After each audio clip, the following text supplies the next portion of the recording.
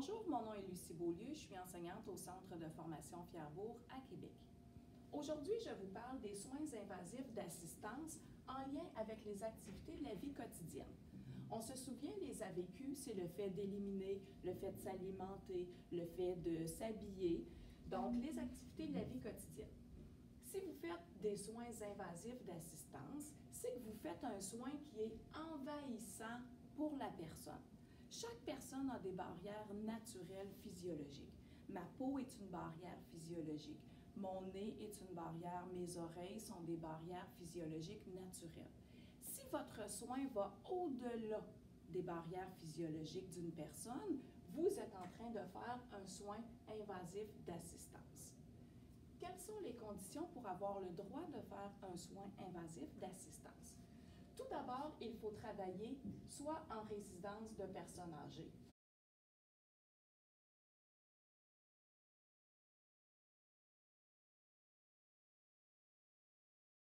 soit en ressources intermédiaires, soit en ressources de type familial, soit au CLSC à domicile, etc. Il y a d'autres exceptions aussi. Mais vous devez avoir reçu la formation.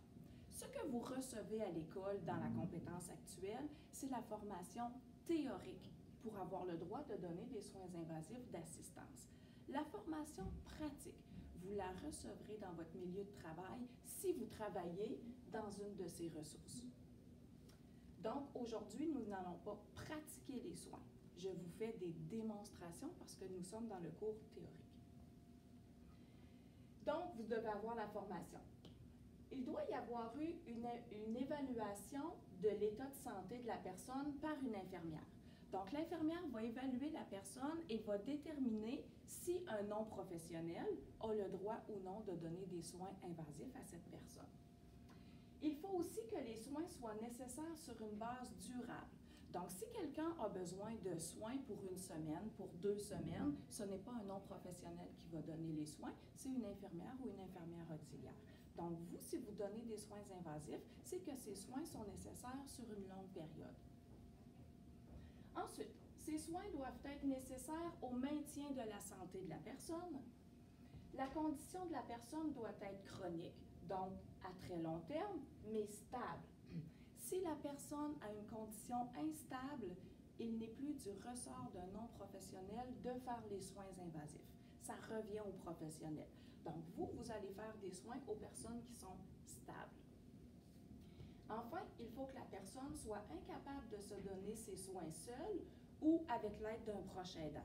Donc, s'il y a quelqu'un dans l'entourage de la personne qui est capable de l'aider à faire ses soins, c'est ce qu'on va privilégier. Vous allez entrer en jeu si la personne n'est pas capable et qu'elle n'a pas de proche aidant pour le faire. Jamais vous pourrez faire ces soins, j'ai souligné jamais, si c'est un nouveau problème de santé. Donc, la condition doit être déjà connue. Si vous constatez une infection, une complication, de la douleur inhabituelle, un saignement ou tout autre symptôme aigu de la personne, à ce moment-là, vous vous retirez des soins, vous avisez l'infirmière et c'est elle qui va prendre le relais. Je vous rappelle que vous devez travailler dans des conditions stables. La personne doit être stable. Donc, si on est en infection ou en complication, la personne n'est plus stable, vous devez vous retirer. Jamais, si la condition est instable, ou si la personne est en convalescence d'une chirurgie en lien avec le soin.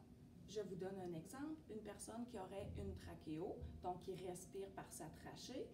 Si la personne vient d'être opérée pour sa trachéo, vous n'avez pas le droit de donner les soins parce qu'elle est en convalescence directement en lien avec sa chirurgie. Mais si cette personne a une trachéo depuis 2 ans, mais qu'elle vient de se faire opérer dans un pied, vous avez le droit de faire des soins à la trachéo parce que sa chirurgie n'a aucun lien avec les soins que vous allez donner. Je vous rappelle que le choix de confier les soins invasifs aux non-professionnels revient à chaque direction des soins infirmiers. Donc, il est possible que vous travailliez dans une résidence X, que vous ayez le droit de faire certains soins, que vous travaillez ensuite dans une résidence Y et que vous n'ayez pas le droit de faire le même soin. Donc, chaque direction des soins infirmiers est responsable de choisir les soins qui vont être confiés aux non-professionnels et chaque direction est aussi responsable de votre formation. Donc, ce sont vos milieux qui vont vous former. Je vous donne un exemple de choses que vous devez observer quand vous irez à domicile ou en résidence lorsque vous donnerez des soins. Je vous montre ici l'exemple d'un soin que vous pourrez pratiquer à domicile ou en résidence privée si vous travaillez dans ces établissements et si vous avez la formation pour le faire. Nous avons quelqu'un ici qui porte une colostomie.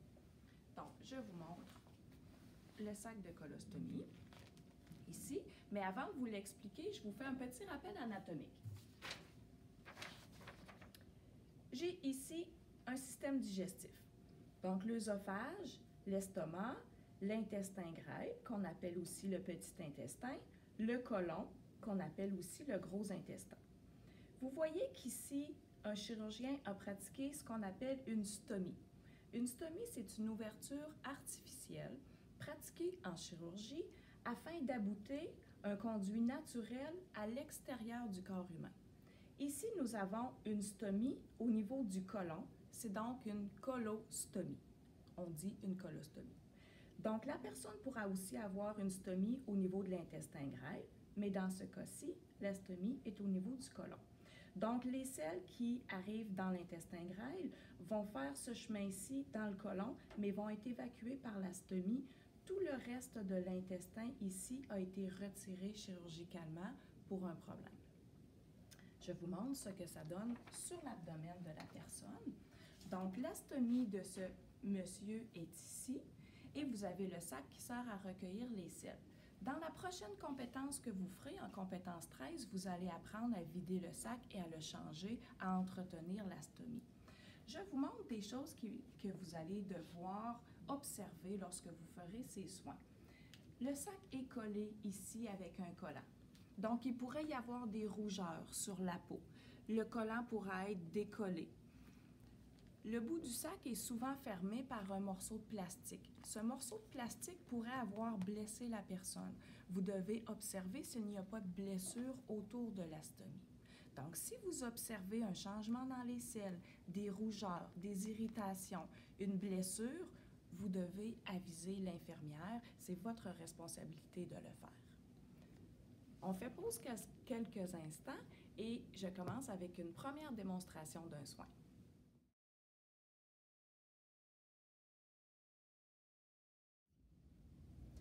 Le premier soin invasif dont je vous fais la démonstration, c'est la trachéostomie.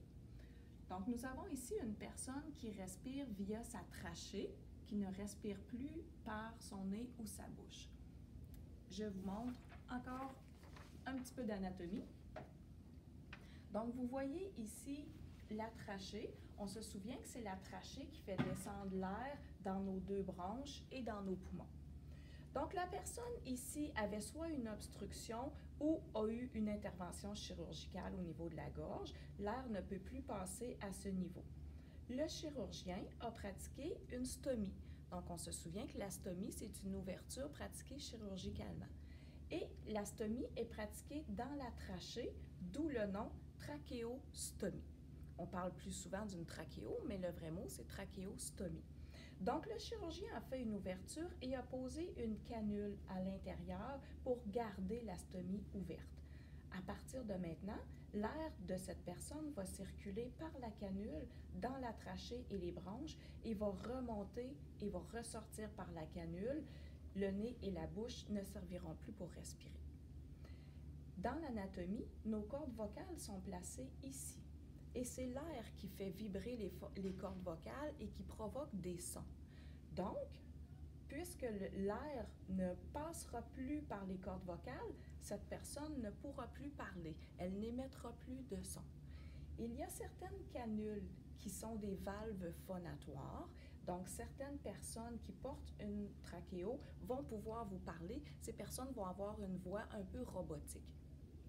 Mais si votre personne ne peut pas parler, portez attention à ses besoins et trouver une autre manière de communiquer que la manière verbale.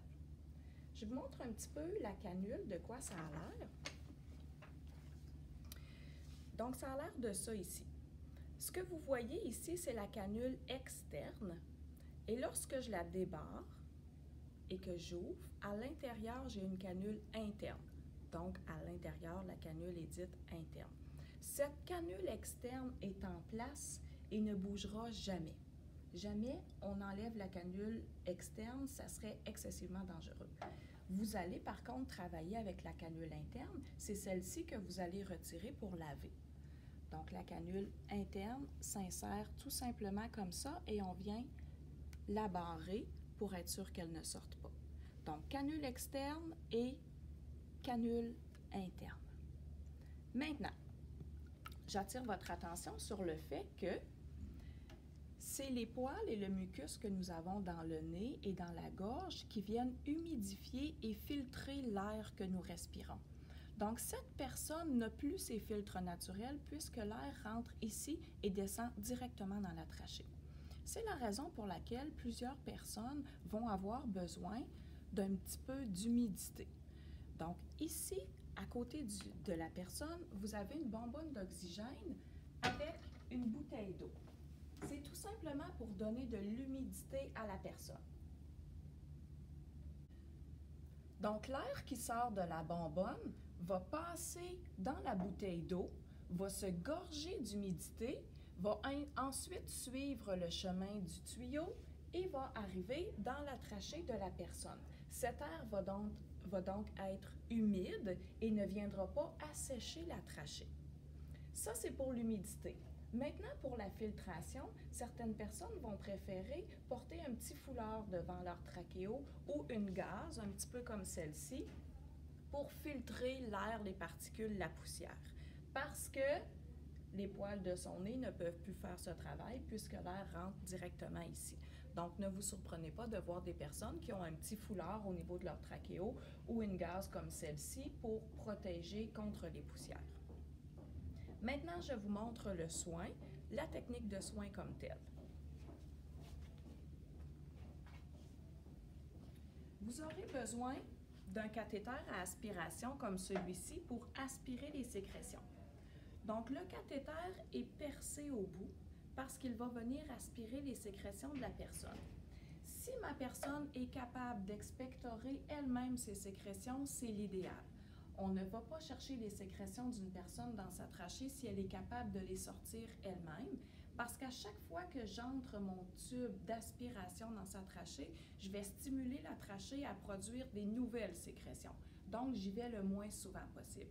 Donc, si elle est capable de tousser et d'expectorer, on la laisse faire naturellement, mais au besoin, vous pourrez aspirer à l'aide de ce cathéter les sécrétions de la personne. Tout d'abord, comme c'est une technique qui doit être très propre, je vais désinfecter ma table de travail. Ici, j'ai des petites lingettes désinfectantes, mais si vous êtes à domicile, vous pouvez employer un autre produit désinfectant. Il n'y a aucun problème avec ça. Donc, je désinfecte ma table. À l'hôpital, c'est une technique qu'on fait de manière stérile. À domicile, la technique propre est acceptée, mais elle doit être très propre. Donc, ma table est désinfectée. Avant de manipuler mon matériel, je vais laver mes mains. Bien entendu, on lave nos mains avant et après chaque soin. Ici, la prévention des infections prend tout son sens. J'apporte maintenant mon matériel, mes gants bien évidemment parce que je vais être en contact avec des sécrétions. Je vais porter un masque parce qu'il se peut que j'ai des micro-gouttelettes qui viennent sortir de ma trachéo pendant le soin. Donc, je vais porter un masque. Il faut bien placer le masque pour les besoins de la démonstration. Je vais le garder en dessous parce que vous ne m'entendrez pas parler si je vous parle comme ça. Alors, je le garde en dessous. J'ai besoin du NaCl 0.9% qui est ni plus ni moins que de l'eau un peu salée. J'ai besoin de différents petits potets que je vais ouvrir. Quand je les ouvre, notez bien qu'on ouvre toujours notre potet en déposant le couvercle à l'envers. Cette technique-là va être bonne pour tous les couvercles que vous allez ouvrir. Il faut toujours ouvrir le couvercle à l'envers. Si je le dépose comme ça ici, je viens chercher des micro-organismes qui sont sur la table et quand je vais le refermer, je vais contaminer mon potet. Donc, je l'ouvre toujours à l'envers comme ça. Et et j'apporte le reste de mon matériel.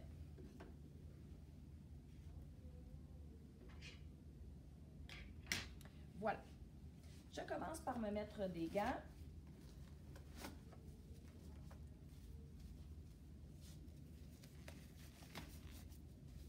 Et je vais venir aspirer les sécrétions de la personne, supposant que cette personne ne soit pas capable d'expectorer elle-même. Donc, je commence par lui retirer son humidité ici. La personne ne va pas manquer d'air, ce n'est pas essentiel à sa vie pour les minutes qui suivent, donc je peux retirer son humidité pour me faire de la place. Ce que je vais faire, c'est que je vais travailler avec cet appareil ici. C'est un appareil à succion. Celui-ci, c'est un Gomco. Il y a d'autres modèles aussi. Donc, c'est un appareil qui va venir suctionner les sécrétions. Ce que je vais faire, c'est que je vais abouter le cathéter d'aspiration que je vous ai montré tantôt. Je vais venir l'abouter à ma tubulure de succion. Quand je vais la prendre dans mes mains, ma succion, je vais faire attention pour ne pas toucher le bout de mon cathéter, parce que c'est ce bout-là qui va rentrer à l'intérieur de la personne et c'est ici qu'on pourrait entrer des bactéries, des virus, toutes sortes de micro-organismes. Donc, je vais tenter de le tenir plus loin pour ne pas venir entrer des micro-organismes dans la personne. Donc, il est prêt. Je le dépose ici. Si on était à l'hôpital, ce cathéter-là serait stérile et il ne servirait qu'une seule fois. À domicile, on peut s'en servir jusqu'à 7 jours en le lavant et en l'asséchant comme il faut. Dans mes petits potets, ici, je vais verser du NaCl 0,9 %. Donc, dans mes 3 potets, je viens en verser.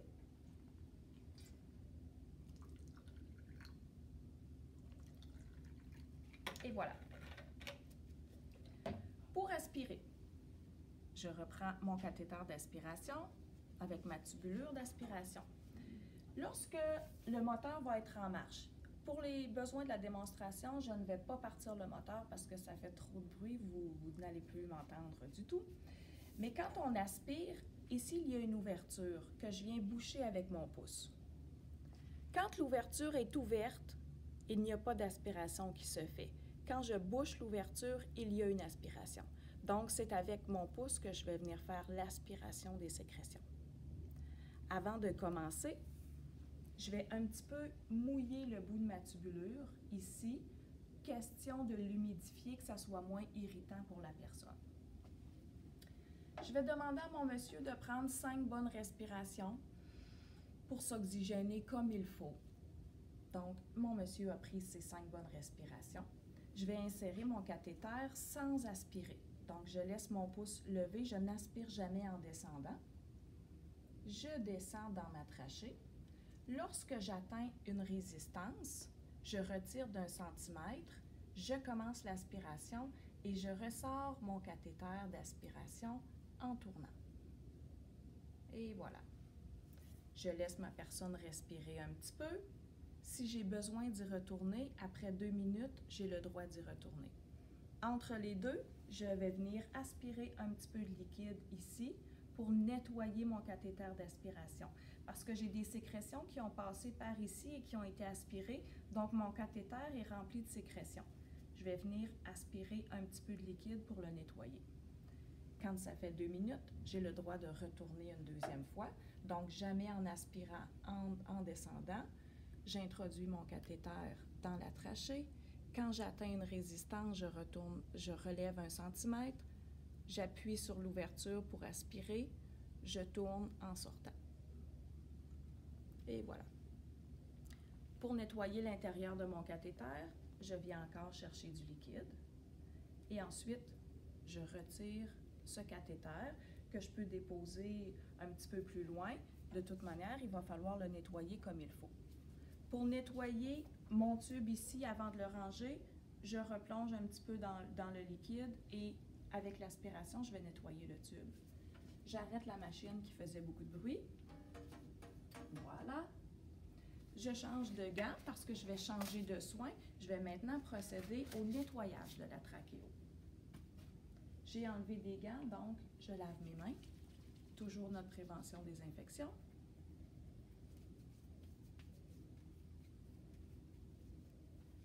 Donc, je remets des gants propres. Et je vais commencer par aller enlever la canule interne de ma personne.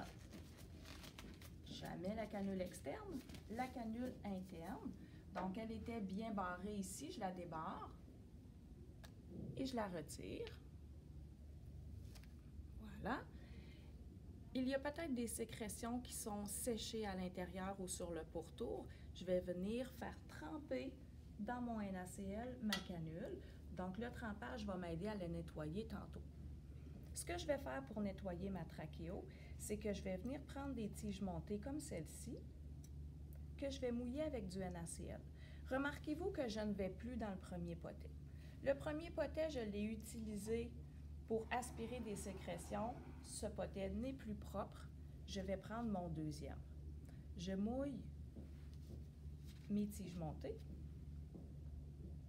et je m'en viens nettoyer le pourtour de ma stomie. Donc, la stomie, c'est l'ouverture. Ici, il y a un trou.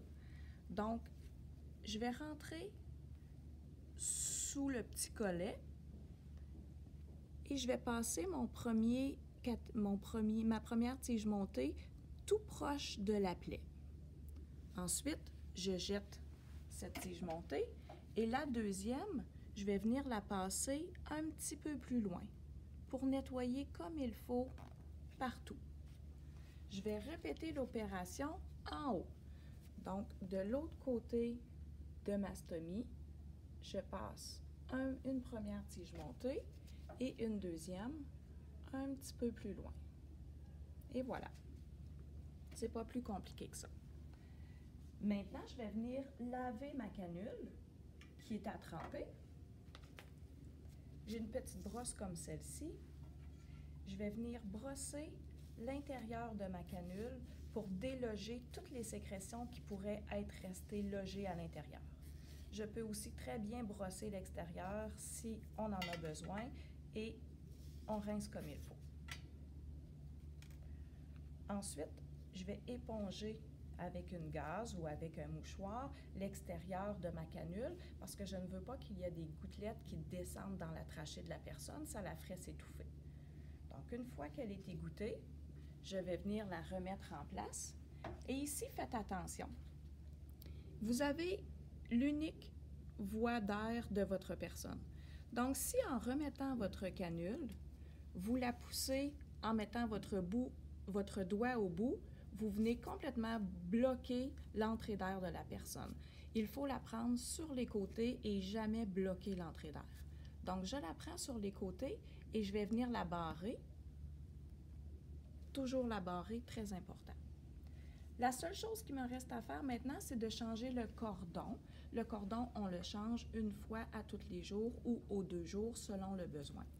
Ce qui est vraiment primordial, c'est qu'il y ait toujours un cordon en place. Il ne faut jamais que votre canule ne soit reliée à rien. Jamais, jamais, jamais. C'est trop dangereux pour que l'appareillage sorte au complet. Donc, ce que je vais faire, c'est que je vais placer mon nouveau cordon avant d'enlever l'ancien. Je prends mon nouveau cordon que j'ai ici.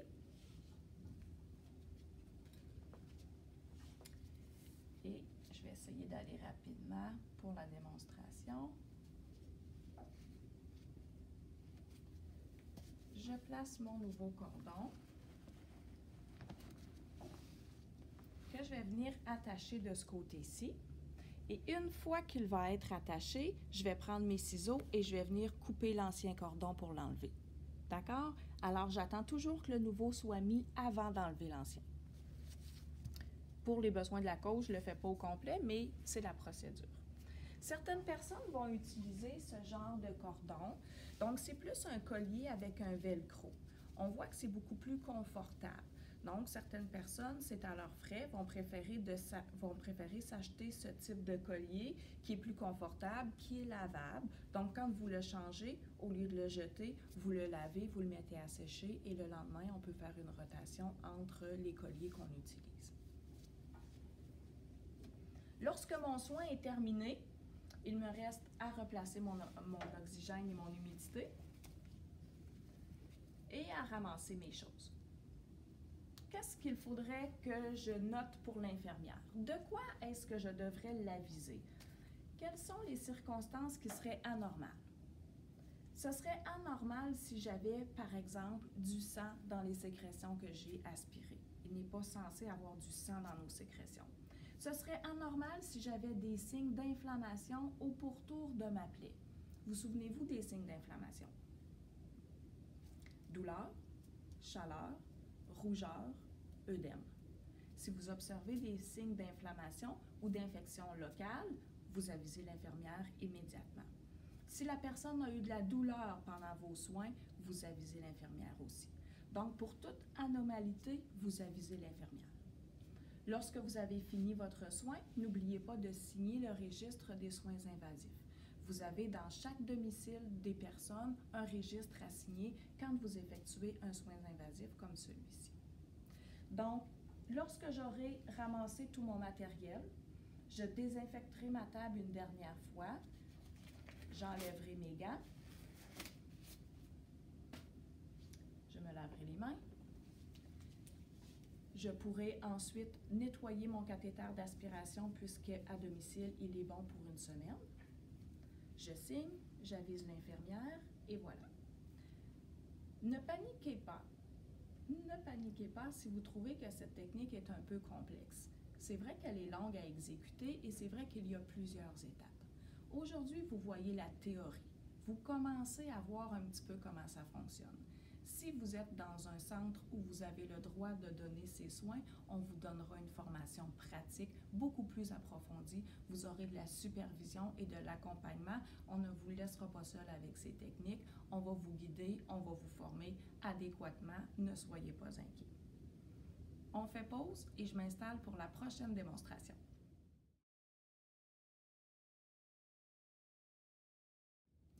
Nous voici rendus à la prise de température rectale. La température rectale se prend avec un thermomètre électronique rouge. Si vous preniez la température buccale, votre thermomètre serait bleu. Donc, bleu pour buccale, rouge pour rectal. C'est le petit truc pour s'en souvenir. Bleu buccal, rouge rectal. On n'utilise jamais le bon vieux thermomètre en verre avec du mercure dedans. Vous vous souvenez quand on était jeune, là, nos parents avaient ça. Donc, on n'utilise jamais ça pour une température rectale. Imaginez si le thermomètre en verre cassait à l'intérieur du rectum, les dommages que ça pourrait faire. Donc, pour une température rectale, ça nous prend un thermomètre en plastique. Quand vous irez chez certaines personnes, il se peut que vous utilisiez une petite gaine pour recouvrir le thermomètre afin de moins le souiller. Donc, si la personne chez qui vous allez a cette petite gaine, vous l'utilisez. S'il n'y en a pas, bien, c'est pas grave. Vous pouvez utiliser seulement le thermomètre sans la gaine protectrice. Bien sûr, je vais porter des gants. Je me lave les mains avant de mettre mes gants. Avant tout soin, on lave nos mains. Donc, soit au gel ou au lavabo, mais on lave nos mains. J'enfile une paire de gants. Comme je vais prendre une température rectale, je suis à risque d'être en contact avec des sécrétions, des excrétions. Et à chaque fois qu'on est à risque d'être en contact, on porte des gants. Donc, je mets mes gants. J'ai demandé à ma personne de s'installer sur le côté gauche avec la jambe droite légèrement repliée vers l'avant.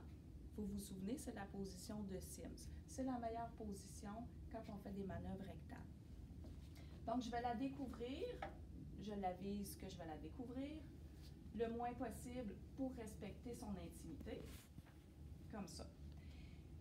Je vais lubrifier mon thermomètre pour le confort de la personne. Donc ici, j'ai du gel lubrifiant. Je le lubrifie comme il faut.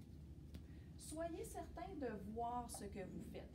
Il faut lever un petit peu la fesse que vous avez ici en haut, parce que si je vais à l'aveuglette, je pourrais blesser le patient. Ou dans le cas d'une femme, je pourrais accidentellement entrer dans le vagin au lieu d'entrer dans l'anus. Donc, je lève un peu ma fesse pour voir ce que je vais faire. J'allume mon thermomètre. Quand il m'indique qu'il est prêt, je vais l'insérer environ de 2,5 à 3 cm dans l'anus. Donc, ici, j'y vais doucement, j'insère mon thermomètre.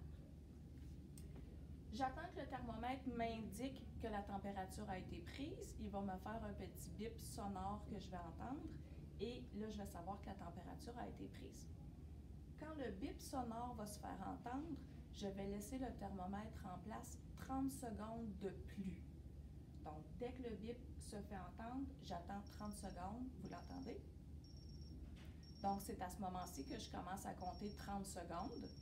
Et quand les 30 secondes sont écoulées, je n'attendrai pas avec vous, mais quand les 30 secondes sont écoulées, je retire le thermomètre.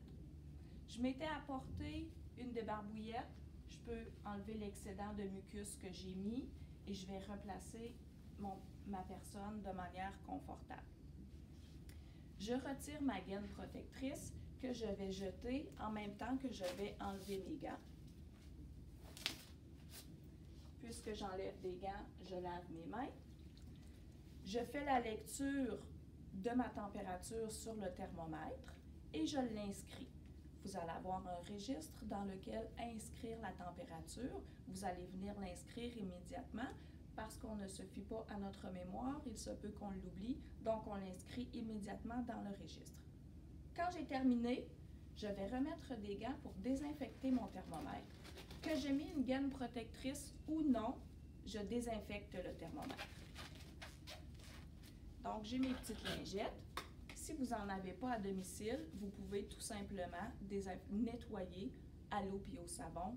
Ça fait l'affaire. Donc, j'ai bien désinfecté ici. Je vais disposer de ma débarbouillette à l'endroit approprié. Je range mon matériel.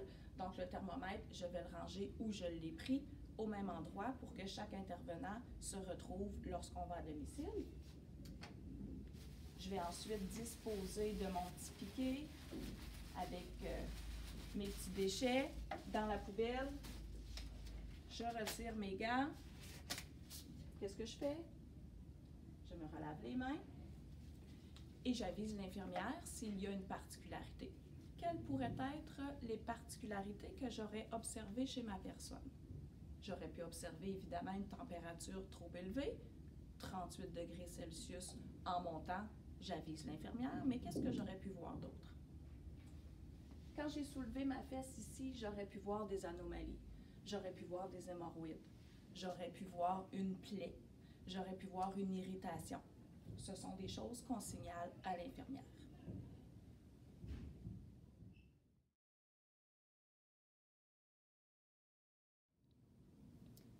Le prochain soin invasif dont je vous parle s'appelle le curage rectal. Un curage rectal, c'est le fait de curer l'ampoule rectale manuellement, donc de la dégager des selles qui pourraient s'y loger. Certaines personnes vont faire ce qu'on appelle des fécalomes. Un fécalome, ce sont des selles dures qui vont être impossibles à évacuer par la personne.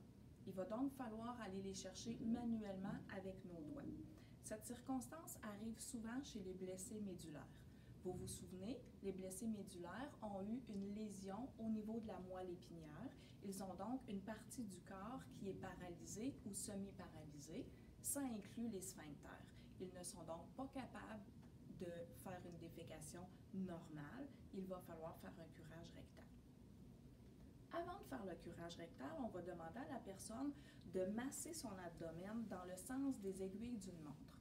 Si vous vous souvenez de votre anatomie, vous vous souvenez qu'on a notre intestin grêle ici, suivi du côlon, du gros intestin, qui monte à droite, qui traverse l'abdomen et qui descend à gauche et qui ensuite s'en va vers la sortie. Les selles montent ici, traversent et descendent. Si je veux faire un curage rectal efficace, je vais demander à ma personne de masser son abdomen dans le sens des aiguilles d'une montre. Ça va aider les selles à se rendre vers la sortie où je vais pouvoir aller les recueillir. Donc, ma personne est placée en position de Sims. Elle est sur le côté gauche avec la jambe droite légèrement pliée vers le devant. Avant de commencer, je me lave les mains. Toujours laver nos mains, toujours laver nos mains. Si vous l'oubliez, ça ne sera pas parce qu'on ne vous l'a pas dit.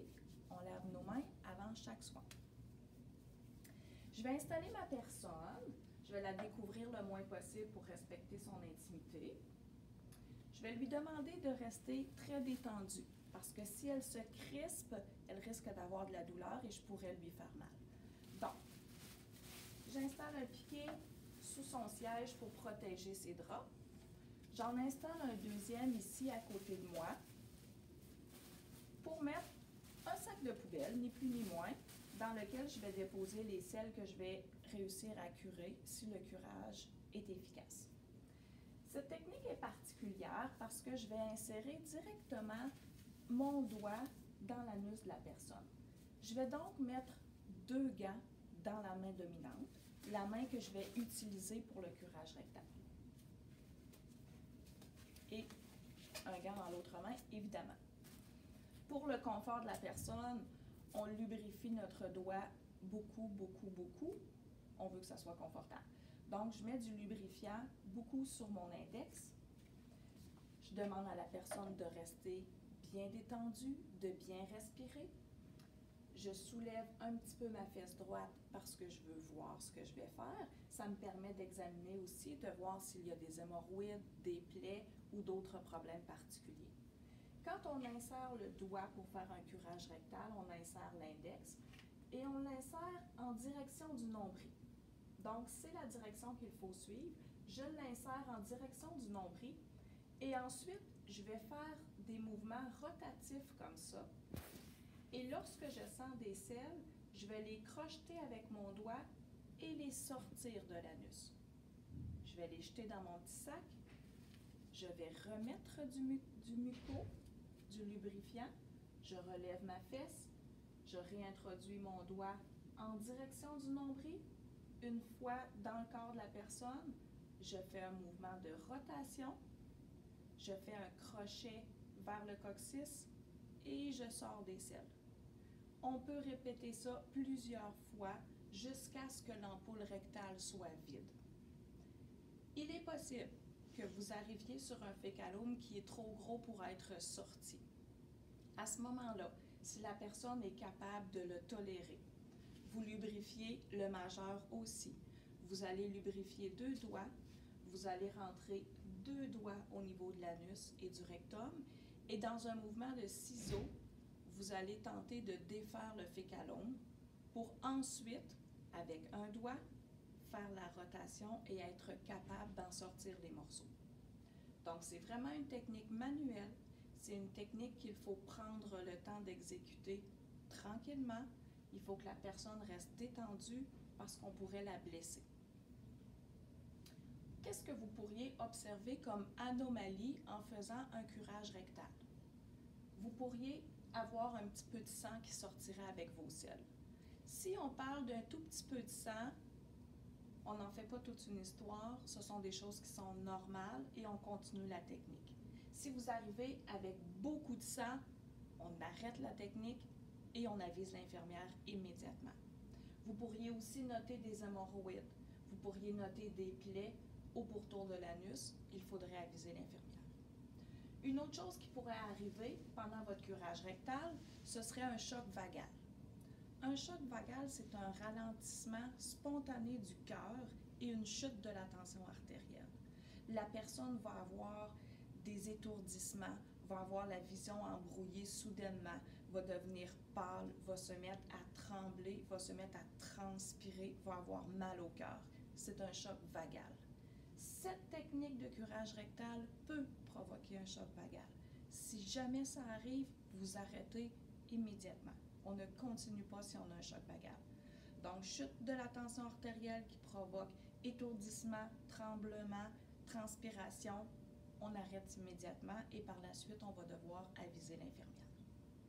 Donc, ça, c'est pour le curage rectal. Maintenant, il y a une deuxième technique qui s'appelle la stimulation du réflexe anal. Certaines personnes pourraient évacuer leurs selles elles-mêmes, mais ne sont pas capables de relâcher le sphincter anal. Donc, on va aller stimuler le sphincter afin qu'il se relâche. Dans cette technique, on fait la même chose. On porte 2 gants dans la main dominante, un seul dans l'autre main. On va lubrifier notre index, comme tout à l'heure. On va se rendre au niveau du sphincter anal. Et là, ici, j'essaie de vous représenter le sphincter qui est fermé très serré. Donc, la personne ne peut pas le relâcher elle-même. Avec notre doigt, très doucement, en demandant à la personne de rester très détendue, on va faire des mouvements comme ça, de rotation. Donc, on va introduire notre doigt dans le sphincter anal et en faisant des mouvements de rotation, on va venir à dilater un petit peu le sphincter et on va le forcer à se détendre. Tout d'un coup, le sphincter va se relâcher et là, la personne va pouvoir évacuer ses selles elle-même. Si ça ne fonctionne pas, vous avez le droit de continuer pendant 2 minutes. Si le sphincter ne s'est pas relâché, vous retirez votre doigt. Vous attendez quelques minutes, vous remettez du lubrifiant et vous retournez faire la même procédure pour tenter de faire un relâchement du sphincter. On a le droit de faire la technique 2 minutes à la fois à 3 reprises. Donc, quand je tourne ici et que j'essaie de faire relâcher le sphincter, j'ai le droit de le faire pendant 2 minutes. Si ça n'a pas fonctionné, je sors, j'attends un peu avant d'y retourner. Donc, ça, c'est la stimulation du réflexe anal. Tout à l'heure, ce que je vous ai montré, c'est le curage rectal. Une fois que c'est fait, j'enlève mes gants, bien sûr. Je peux les jeter dans le même petit sac que j'ai utilisé et je lave mes mains, bien évidemment. Je vais ensuite replacer ma personne, la nettoyer si on a besoin de la nettoyer parce que j'ai quand même sorti des selles. Donc, pour ce faire, je vais mettre une autre paire de gants. Je n'ai plus besoin de mettre 2 gants dans la main dominante puisque je ne vais pas retourner à l'intérieur du corps de la personne. Donc, je m'occupe d'abord de ma personne. Je m'étais apporté serviette débarbouillette. Je peux lui faire une petite toilette pour qu'elle soit propre. Je la replace. Je range mes choses. Je jette mon matériel. Je ferme mon sac comme il faut. Et en quittant le domicile de la personne, je vais sortir avec le sac pour aller le déposer à l'extérieur, à l'endroit prévu pour les déchets. Je ne laisserai pas ce sac-là dans la maison. Il va y avoir des odeurs qui vont se dégager. Donc, je ramasse tout ça. Je vais sortir avec ça. Je dépose la lingerie à l'endroit prévu. Je m'assure que ma personne est en sécurité et qu'elle est confortable. Qu'est-ce que je dis à l'infirmière? Je dis à l'infirmière si j'ai eu beaucoup de sang qui est sorti, si j'ai vu des hémorroïdes. Si la personne a eu beaucoup de douleur pendant le soin, ce n'est pas normal, j'avise l'infirmière. Je vais aussi aviser l'infirmière si le curage rectal a été inefficace. Donc, si je n'ai pas réussi à sortir de selles, j'en sentais avec mon doigt, je savais qu'il y en avait, mais je n'ai pas réussi à les sortir, je vais aussi en aviser l'infirmière. Lorsqu'on fait un soin invasif, on signe toujours le registre, donc on n'oublie pas de signer le registre, de faire une petite note à ce sujet, et on n'oublie pas d'aviser l'infirmière s'il y a eu des particularités, et on termine le tout en jetant notre sac à l'extérieur et bien sûr en relavant nos mains.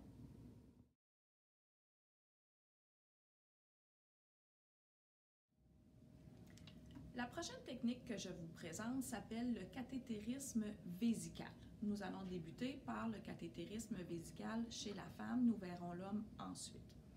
Un cathéter sera introduit dans le méa urinaire de la femme jusqu'à sa vessie pour vidanger l'urine qui est dans sa vessie. Certaines personnes ne sont plus capables de relâcher le sphincter urinaire et donc elles ne sont plus capables de vidanger leur vessie elles-mêmes. Nous allons donc introduire un cathéter semblable à celui-ci que je vous démontre. Donc, il est percé à l'extrémité. Nous allons entrer le cathéter au niveau du méa urinaire et nous allons nous rendre jusqu'à la vessie pour faire couler l'urine à l'extérieur du corps. En centre hospitalier, cette technique est stérile. Vous ne pouvez pas l'exécuter. Par contre, en milieu résidentiel, la technique propre est acceptée. Donc, si vous avez la formation, dans certains milieux, vous pourrez faire des cathétérismes vésicaux. On dit un cathétérisme vésical, vésical pour vessie. Donc, je replace mon cathéter dans son emballage et je vous parle un petit peu d'anatomie. Je vous présente bien sûr la vulve d'une femme puisque c'est là qu'on va travailler. Ici, sur cette image, vous avez en haut le clitoris. La petite ouverture que vous voyez ici, c'est le méa urinaire. c'est là que vous devrez entrer votre cathéter. Plus bas, il y a le vagin et l'anus. Certaines personnes âgées vont avoir le méa urinaire qui a descendu un petit peu à cause du ramollissement des muscles. Donc, le méa urinaire, il est possible que vous le retrouviez à l'embouchure du vagin. Donc, pour certaines femmes, le méa urinaire est clairement devant vous, mais certaines fois, il est un petit peu dans le vagin. Il faut le chercher, mais il est là, c'est sûr.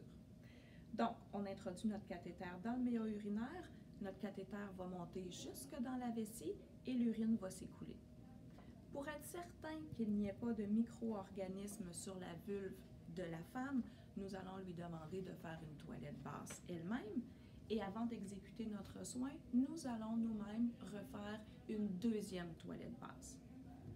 Avant de commencer, comme je suis à haut risque d'infection, je pourrais facilement entrer des micro-organismes à l'intérieur de la vessie de la femme.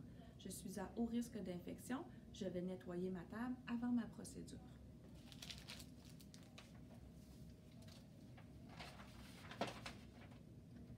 Lingette désinfectante ou autres produits que vous aurez à domicile, peu importe.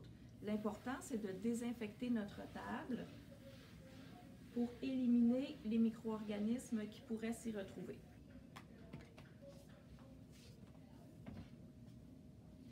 Je lave mes mains avant d'entreprendre mon soin.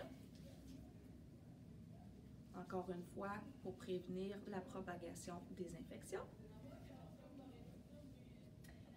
J'installe mon matériel, donc je vais avoir besoin d'un récipient pour recueillir l'urine, de mon cathéter. En centre hospitalier, on utilise le cathéter une seule fois. À domicile, on peut le nettoyer à l'eau et au savon et le réutiliser pendant 7 jours.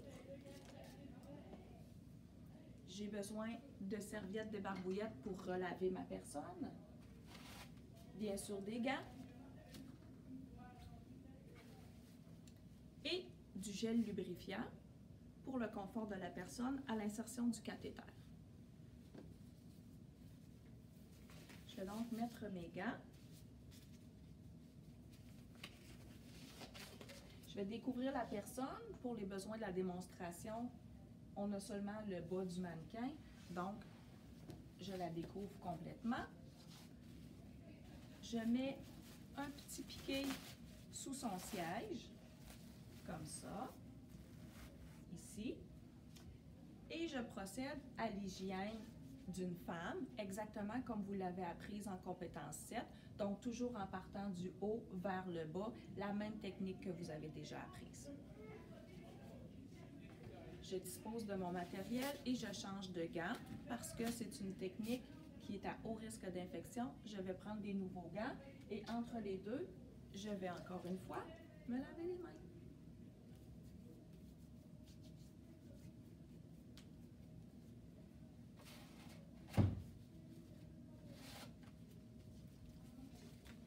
Les personnes à domicile sont habituées d'avoir des cathétérismes régulièrement. Elles en ont habituellement 2 fois par jour. Donc, elles connaissent la procédure. J'installe mon contenant pour recueillir l'urine. Ici, sur une gaze ou sur un papier absorbant, je vais placer du lubrifiant. Il faut que le lubrifiant soit fait à base d'eau.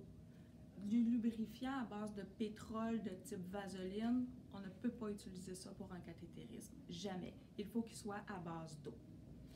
Je prends mon cathéter. Je fais attention pour ne pas toucher à l'extrémité qui va entrer dans la personne. Il a été lavé, il est propre, je ne veux pas le contaminer. Donc, je vais venir l'enduire de lubrifiant. J'en mets beaucoup parce que c'est pour le confort de ma personne. Je vais le tenir toujours à bonne distance de l'extrémité. Je vais mettre l'autre extrémité dans mon récipient qui va recueillir l'urine parce que je ne veux pas salir le lit. Maintenant, je vais écarter les lèvres de ma madame, comme ça. Ça va me permettre de voir le méa urinaire. Si je ne le vois pas bien, en plus d'écarter, je remonte. Donc, j'écarte et je remonte la peau. Je demande à la personne de bien respirer pour rester détendue et j'insère au niveau du méa urinaire mon cathéter jusqu'à ce que l'urine coule. Et voilà, lorsque l'urine coule, je ne fais que tenir mon cathéter et j'attends que la vessie soit bien vidangée.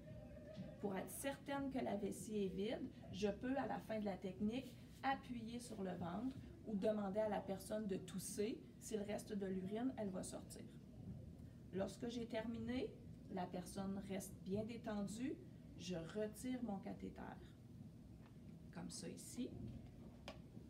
Et voilà. Comme ça. S'il y a eu un petit dégât, on va nettoyer la personne. Je vais retirer les gants qui ont servi à ma technique. Comme je retire des gants, je me lave les mains.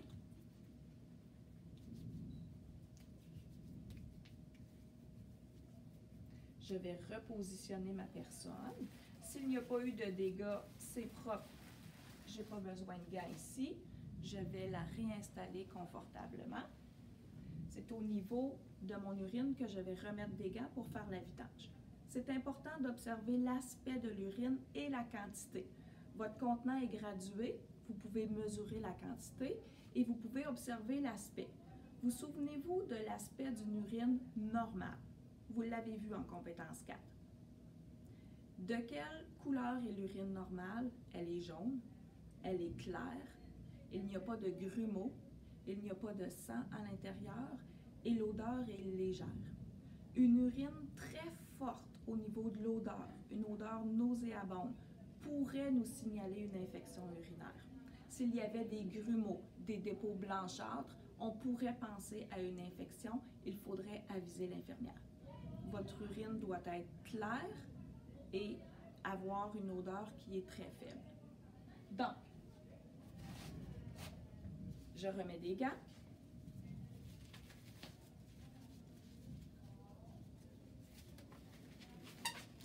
Je range ce qui est jetable dans la poubelle.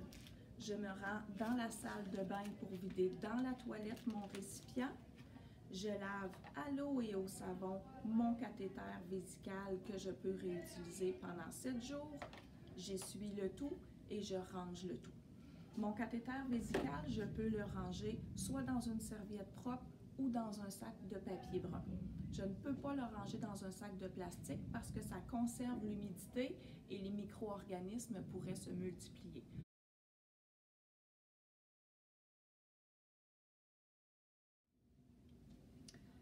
On a changé un petit peu le décor. Je vous présente maintenant le cathétérisme vésical chez l'homme. La particularité de l'homme, c'est qu'il va y avoir des courbures à suivre après le méa urinaire quand on suit le trajet du pénis jusque dans la vessie. Je vous montre une maquette. J'ai ici la maquette de l'anatomie de l'homme. Je vais la placer dans le lit comme si c'était l'homme qui est ici. Donc, sa tête serait de ce côté-ci, ses pieds seraient là. Ses organes génitaux seraient comme ça. Donc, vous voyez, au bout du pénis, il y a le méa urinaire et vous voyez les deux courbures que nous allons devoir suivre avec notre cathéter pour se rendre jusque dans la vessie. Je vous montre. Comme on est à domicile, on peut conserver nos cathéters jusqu'à 7 jours dans un sac de papier ou dans une serviette. Ici, on a choisi la serviette. J'ai le même cathéter que chez la femme. Donc, je vous montre l'insertion du cathéter. Vous voyez que le cathéter va devoir faire la première courbe, la deuxième courbe, passer au niveau de la prostate. La glande rouge que vous voyez ici, c'est la prostate, pour se rendre jusque dans la vessie. Et à partir de ce moment-là, l'urine va s'écouler à l'extérieur dans le contenant. La difficulté avec cette technique-là, c'est tout d'abord de franchir deux courbures. Si, lorsque je fais ma technique, je redresse le pénis de l'homme vers le haut, voyez-vous, je viens d'annuler la première courbure. Donc, quand je le laisse par en bas, j'ai deux courbures à faire, mais si je le relève, j'ai une seule courbure. Donc, ça va être beaucoup plus facile de relever le pénis vers le haut afin d'avoir une seule courbure à franchir au lieu de deux. Ça, c'est la première chose. La deuxième chose, c'est que souvent, quand on a une personne, un homme qui a une hyperplasie de la prostate, Donc, une hyperplasie, un grossissement de la prostate. La prostate, qui est ici représentée en rouge, devient grosse. Et lorsqu'on arrive avec notre cathéter pour franchir la prostate, c'est difficile et ça cause des douleurs chez l'homme. C'est ici que notre deuxième cathéter entre en jeu. J'ai ici un cathéter courbe. Donc, le bout du cathéter est courbé. Je ne sais pas si on peut zoomer comme il faut pour que vous voyez bien la courbe. Donc, ici, l'extrémité est courbée.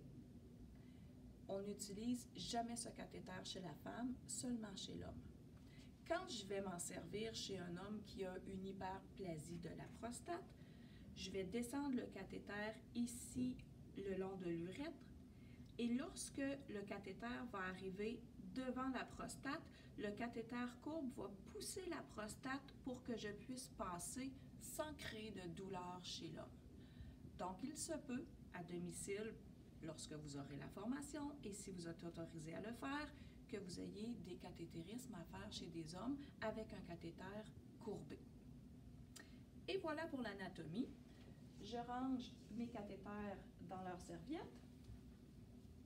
J'enlève ma maquette et je vous fais une petite démonstration. Comme on est à haut risque de transmission des infections au niveau des organes génitaux, je désinfecte ma table de travail avant de commencer.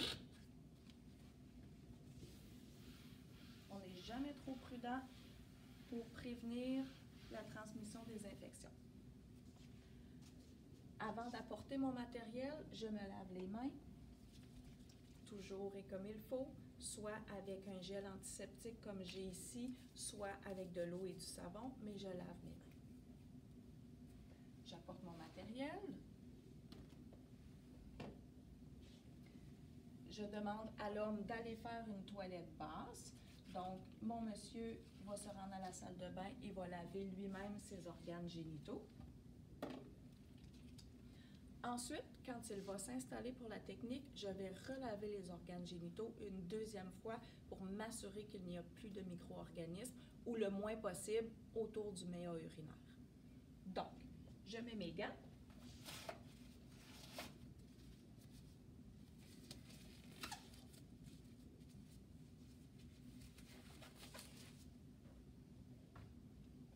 Je dénude le monsieur juste ce qu'on a besoin pour préserver son intimité. Comme ça.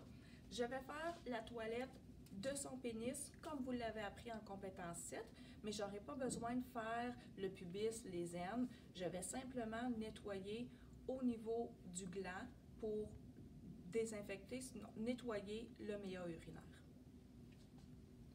Une fois que ma petite toilette est faite, je retire mes gants, je lave mes mains et je vais prendre une deuxième paire de gants afin que ma technique soit le plus propre possible.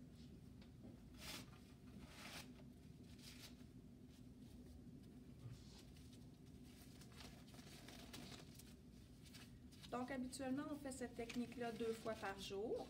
Certaines personnes sont capables de la faire elles-mêmes. Ils se font leur autocathétérisme. Lorsqu'elles ne sont pas capables, on intervient et on le fait pour eux. Je vais placer sous son fessier une serviette. Si vous avez un piqué, ça fait. Une serviette, c'est correct. On met quelque chose sous son fessier. J'approche le contenant qui va servir à recueillir les urines. Je vais prendre mon cathéter qui est lavé et qui est propre. Sur un papier essuie-tout, je dépose mon lubrifiant.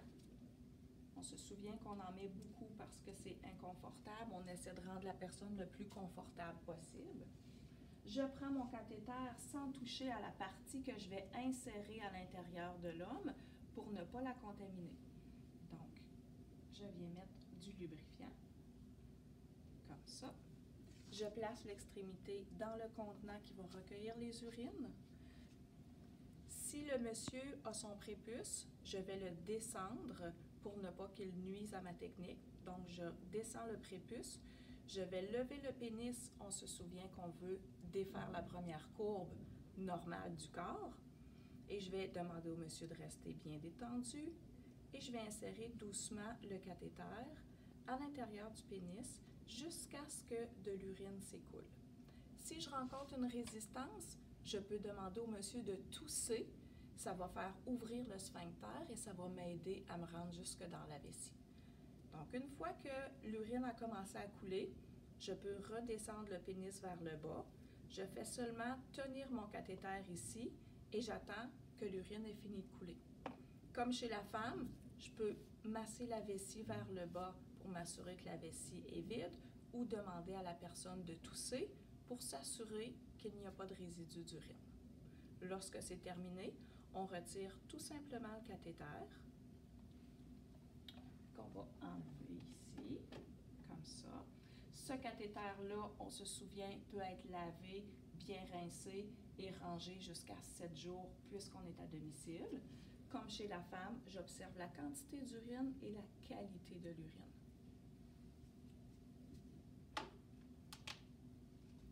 Si besoin, on fait une petite toilette à l'homme pour enlever le résidu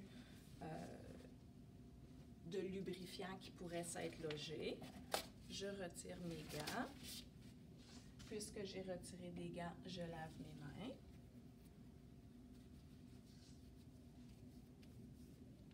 Ce sont des techniques assez longues. Il faut prendre le temps de bien les faire. Je recouvre ma personne. Maintenant que ma personne est confortable, je vais remettre des gants et je vais disposer de mon matériel. Donc, ce que je dois ranger, je vais le ranger. Ce que je dois jeter, je vais le jeter. Mon contenant d'urine, je le vide dans la toilette, je le rince, je le désinfecte. Je nettoie aussi mon cathéter que je peux ranger ensuite dans un sac de papier ou dans la serviette. Lorsque tout est terminé, j'enlève mes gants.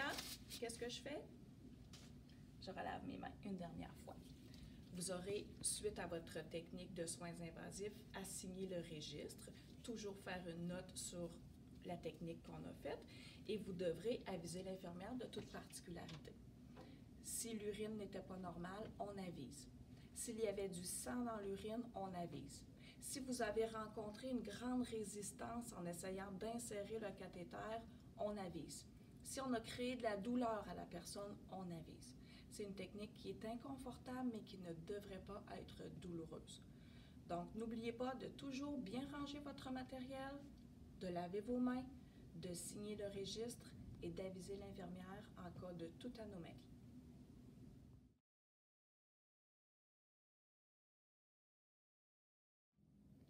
La dernière technique de soins invasifs que je vous présente, c'est l'alimentation par gavage.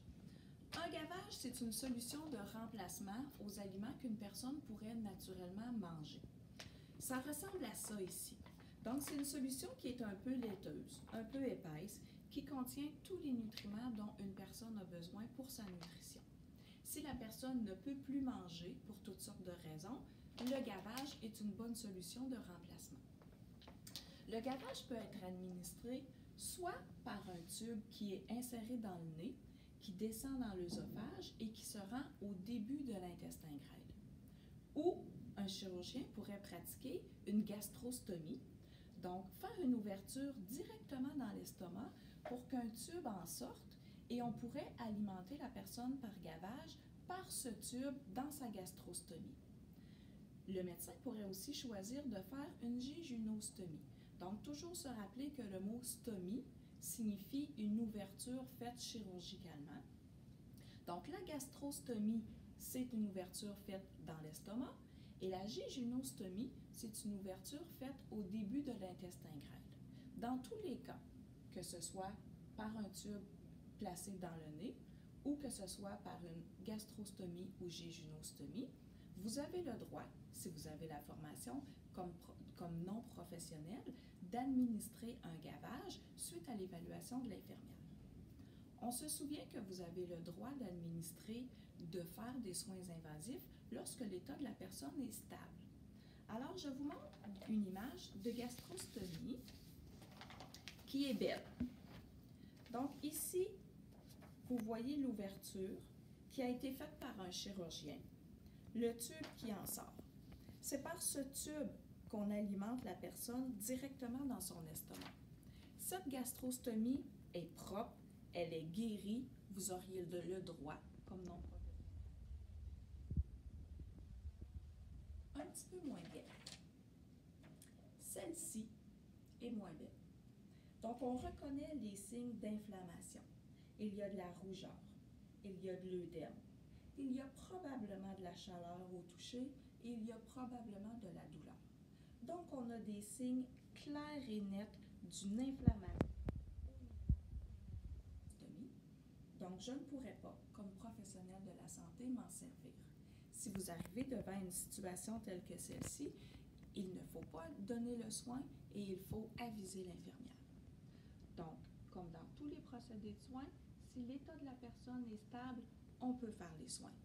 S'il y a des doutes quant à la stabilité de la personne, on ne fait pas le soin. Maintenant, quand on administre un gavage, ça peut être sur une courte période de temps, donc un bolus.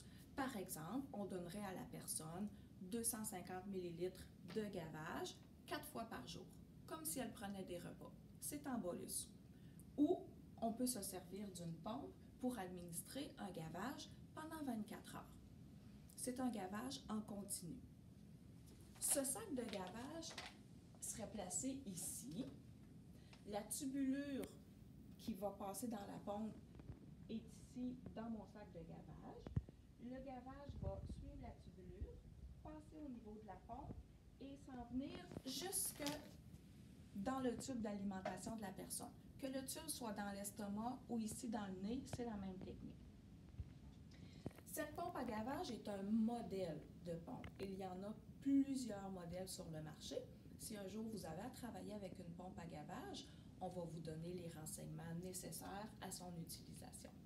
C'est la pompe qui va calculer le nombre de millilitres heure auquel votre gavage doit couler. Donc, on programme la pompe, par exemple, à 55 millilitres heure. On place notre sac, la tubulure est connectée dans le tube d'alimentation et on appuie sur marche. Ça va irriguer la personne, en fait, ça va alimenter la personne. Mais, avant tout gavage et après tout gavage, il faut irriguer le tube. Peu importe le tube que vous avez, il faut l'irriguer avec de l'eau pour le nettoyer. Peut-être qu'un résidu de gavage s'est épaissi. Peut-être qu'il pourrait bloquer le tube. Donc, il faut toujours faire une irrigation avant et après. En fait, c'est un nettoyage de votre tube. Alors, je vous montre comment irriguer un tube de gavage. Tout d'abord, je lave mes mains parce que c'est une technique de soin et avant chaque technique de soin, on lave nos mains. Je vais mettre des gants parce que je m'apprête à m'en aller dans un tube de gavage. Pour éviter de salir les vêtements de la personne, je vais placer une petite barbouillette ou un piquet, peu importe, sous l'ouverture de son tube. Voilà. J'utilise une seringue qui peut être réutilisée jusqu'à 5 jours. Donc, je la nettoie après l'utilisation et à domicile, on peut la garder jusqu'à 5 jours. Je prends de l'eau, c'est de l'eau du robinet, de l'eau propre tout simplement. Je vais venir prélever 30 ml d'eau, comme ça, que je vais venir insérer dans la tubulure afin de la rincer. Si j'ouvre le bouchon de ma tubulure, il est possible que du liquide s'écoule. Je vais donc couder la tubulure avant de l'ouvrir. Donc ici, je vais la couder comme ça et ça va empêcher le liquide de revenir. Donc, je coude la tubulure, j'enlève le bouchon, je viens abouter ma seringue, je relâche la tubulure et j'irrigue, je nettoie avec mon 30 ml d'eau. Lorsque j'ai terminé, je vais couder à nouveau ma tubulure afin que l'eau ne s'échappe pas. J'enlève ma seringue, je mets mon bouchon et mon irrigation est faite, mon tube est propre. Maintenant, je vais pouvoir venir abouter la tubulure de mon gavage, celle qui passe par la pompe, ici, au bout de mon tube nasogastrique. Donc, je vais à nouveau couder ma tubulure. J'enlève le bouchon. Je place l'embout. Je relâche le tout. Et je n'ai plus qu'à démarrer la machine. C'est elle qui va calculer le nombre de millilitres qui va entrer dans l'estomac de mon patient à chaque heure. Lorsque c'est terminé, je refais la même procédure, mais à l'inverse. Donc, je vais reprendre un 30 ml d'eau. Je vais arrêter la pompe. Je vais couder, enlever la tubulure, m'abouter, irriguer avec 30 ml, couder et remettre le bouchon. Tout simplement. Vous remarquez que la tubulure ici est collée au vêtement de la personne. Il faut toujours que le tube soit attaché à deux endroits. Le premier endroit, c'est sur son nez. Donc, il faut qu'il soit collé sur son nez. C'est votre responsabilité, à chaque visite, de vérifier qu'il n'y a pas de rougeur autour du collant, que tout est bien en place. On colle aussi le tube sur le vêtement de la personne ou on utilise une épingle, qu'on appelle communément une épingle à couche, qu'on va venir fixer au vêtement de la personne afin que le tube ne puisse pas sortir du nez de la personne. Donc, il y a deux sécurités. Une sécurité au niveau du nez et une sécurité au niveau du vêtement pour être certain que le tube reste bien en place. Voilà pour l'irrigation et pour l'alimentation. Maintenant, on a parlé des conditions qui pourraient faire que vous ne pourriez pas donner le gavage si vous voyez, par exemple, que la gastrostomie est inflammée ou il y aurait un écoulement douteux, vous ne procéderiez pas. Dans quel cas est-ce que vous ne donneriez pas le gavage?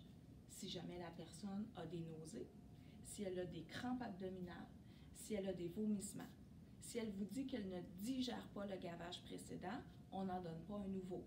On avise l'infirmière. Si vous voyez que votre tube est brisé, s'il est coupé, s'il est bloqué quand vous voulez irriguer, vous arrêtez la procédure et vous avisez l'infirmière. Donc, en tout cas d'anomalie, vous ne donnez pas le gavage, c'est comme dans tous les autres soins invasifs. S'il y a une anomalie, vous arrêtez et vous prévenez l'infirmière. Suite à votre soin, vous retirez vos gants, vous vous lavez les mains, vous rangez correctement le matériel au bon endroit, vous nettoyez votre seringue puisqu'on peut l'utiliser à nouveau, vous signez le registre des soins invasifs et si vous avez observé des particularités, vous en parlez avec l'infirmière. Je vous souhaite une belle fin de journée. À la prochaine!